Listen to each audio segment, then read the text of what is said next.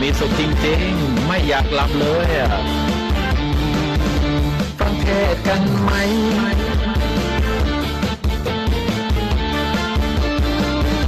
ฟังเทศกันไหม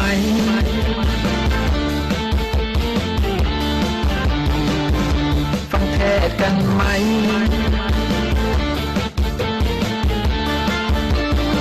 ขอเพียงอย่าให้ใจหลับ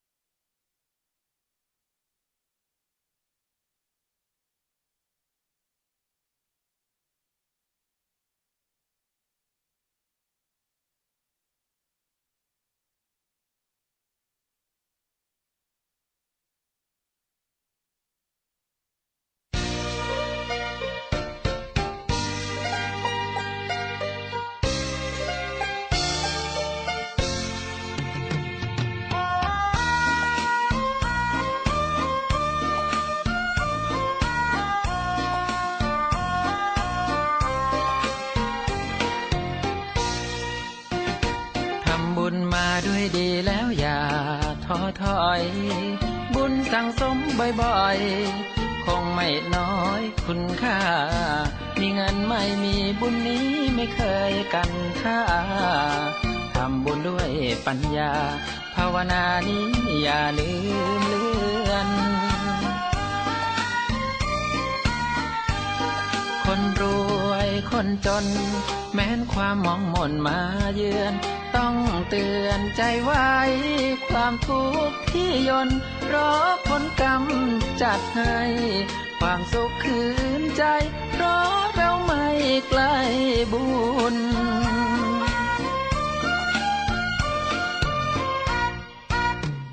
บุญจะยังให้เราถึงฝั่งความฝัน บุญส่งเสริมใจมันช่วยสร้างสรรค์ไม่วุ่น คนมีบุญเต็มใจเขาไม่เข้มไม่คุณ แรงใจได้จากบุญนำทางถึงรุ่นลูกหลานครองกายวาจาและใจจนกว่าเบิกบานให้ทานถือศีลและภาวนาเสริมปัญญาไม่สิ้นฝันในแดนดินสมทวินทุกอย่าง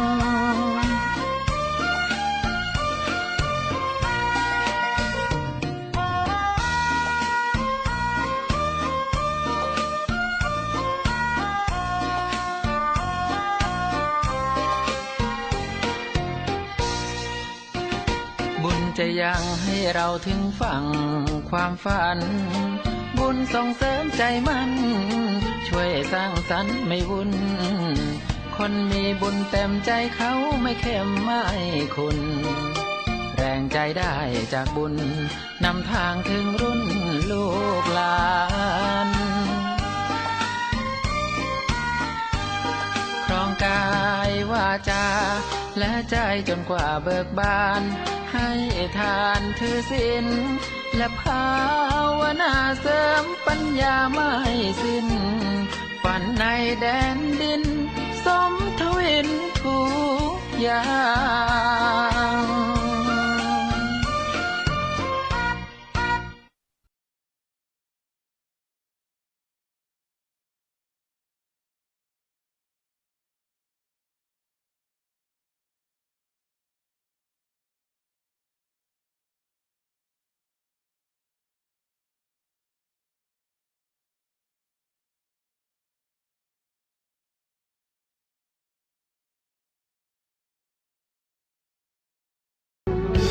ก็อยากจะเตือน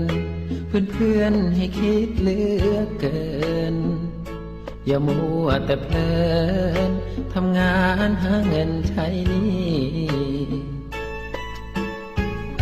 ก็ถูกที่เป็นหนี้เราต้องจ่ายนั่นควรจะหมายถึงหนี้ชีวิตใครกันให้สิ่งที่ดียามเห็นเราเป็นทุกข์ใจห่วงกว่า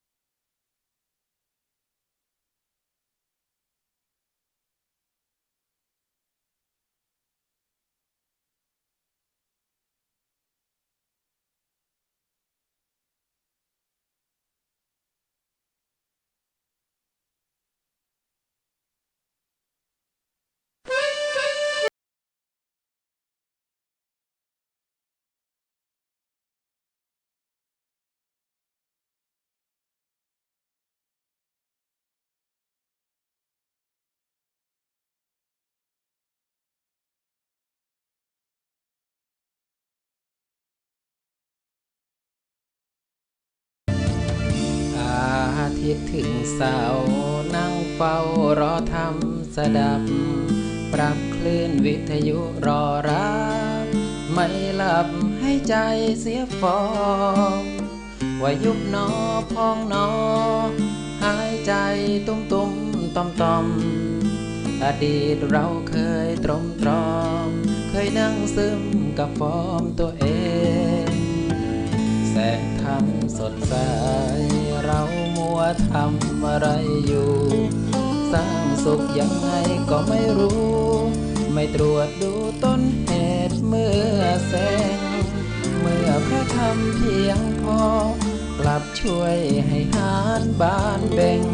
ละทิ้งชิงชังวังเวงทุกในอดีตเริ่มอ่อนก้าวผ่านเวลาศรัทธาในธรรมช่วยเราเคยเครียดเคยเศร้ากลับทุกเบาจนใกล้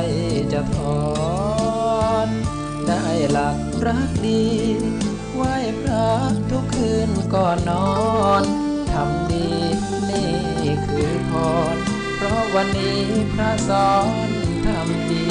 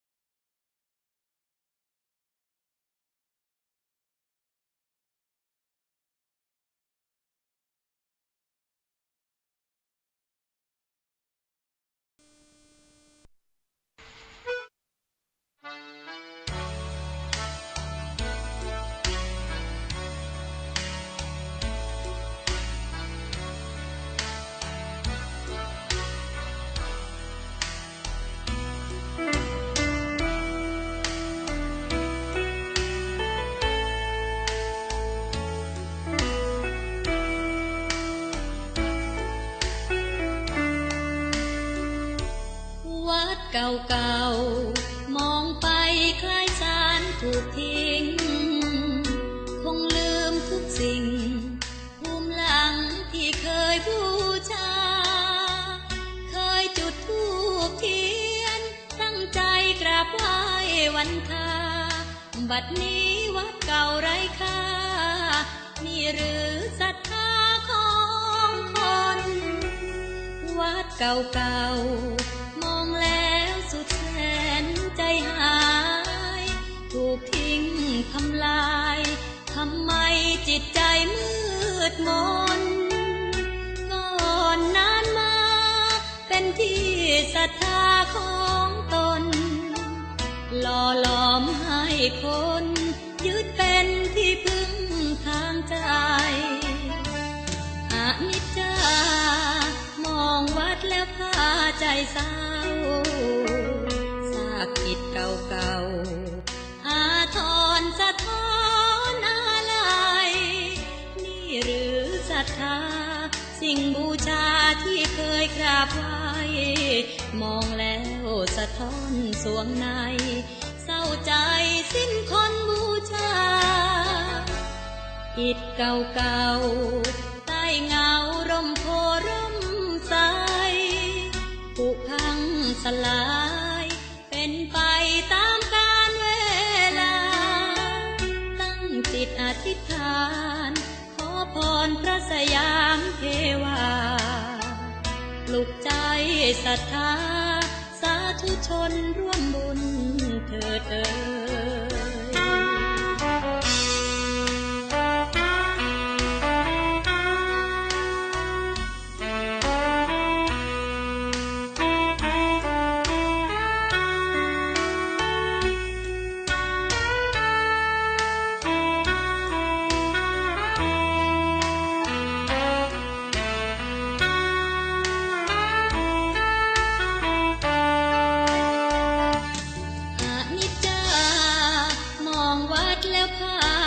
เศร้าซากกิจเก่าๆอาทรสะท้อนอะไรนี่หรือศรัทธาสิ่งบูชาที่เคยกราบไหว้มองแล้วสะท้อนสวงในเศร้าใจสิ้นคนบูชาอิฐเก่าๆใต้เงาร่มโพร่มใสผุพังสลายเป็นไปตามกาลเวลาตั้งจิตอธิษฐานขอพรพระสยามเทวาปลุกใจศรัทธาสาธุชนร่วมบุญเถิด